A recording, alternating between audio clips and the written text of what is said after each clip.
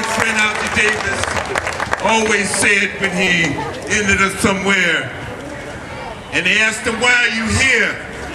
And he said, "This is the place I'm supposed to be at this moment, at this time in our history, at this time in the history of the world. I want you to meet my family here. This is my family. These are my brothers and sisters right here. These are the ones who bear the brunt of what has happened with the bailouts, who bear the brunt of what has happened with this extraordinary depletion of people's ability to make a living. They're the ones who are standing here. They're the ones whose backs that we all stand on. Remember that. They're the ones right here. As we take here, we talk about this moment. This moment has to realize itself in a movement that just doesn't happen with an occupation, a movement that has to be organized. As the great labor leader, A. Philip Randolph said once, we have to organize to change what is happening in our lives. And that's what we have to do.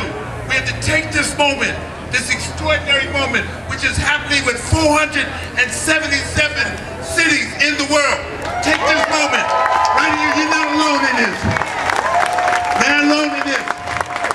Remember, you represent the 16.5 million people, 15.5% of those who are unemployed and underemployed. You represent the 88% of workers who are not represented by a union. That's what's happening in this country. That's what's happening. That's what you represent. You represent the homeless men and women. You represent those who've been dispossessed, those who have been taken out and removed from the system. You represent those brothers in jail who are on strike, hunger strike right now. You represent them. Remember, you represent Croydon. You're part of this. So when we build a movement, we just can't build a movement for one part of the situation.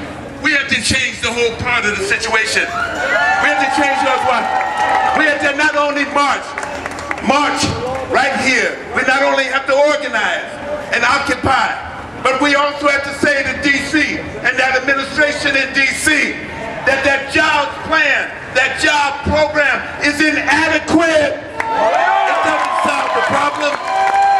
It doesn't do anything but create false hope. We're tired of false hope.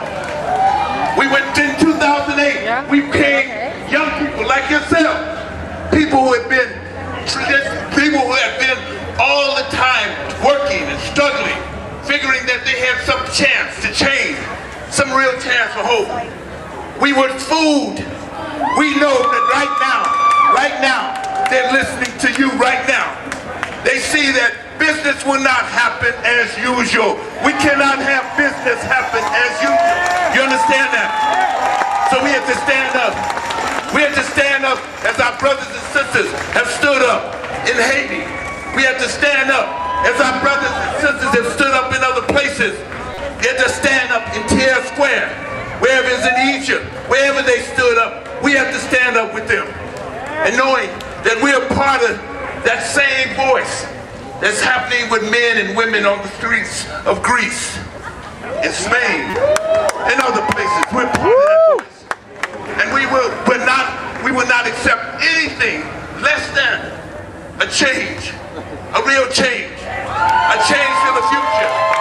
We have to stand up for not only who we are right now and where we are right now, but we have to stand up for the future of our children and the future of the world. We have to stand up not only for the future of the world, we have to stand up for the precious Mother Earth that we stand on. So that when they decide to build an Alaskan oil line from Alberta, when they decide to build an oil line from Alberta, we have to stand up and say no more. No more. This is our earth. This is our common ground. This is where we stand, and this is where this fight begins. That's what it is. That's where it is. And we have to prepare to do that. Not this weekend. weekend for our weekend warriors. We don't need weekend warriors. We need 24/7 warriors. And that's what you have to become. You have to become that. You have to be like Sojourner Truth, a 24/7 warrior. Every day. Every day. You have to be that. As we are global women's strike, 24/7 warriors.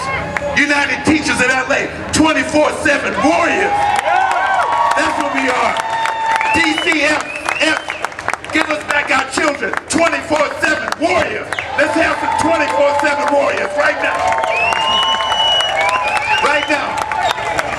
Right now. 99 and a half. I said won't do. We need 100% of you. Thank you. Thank you.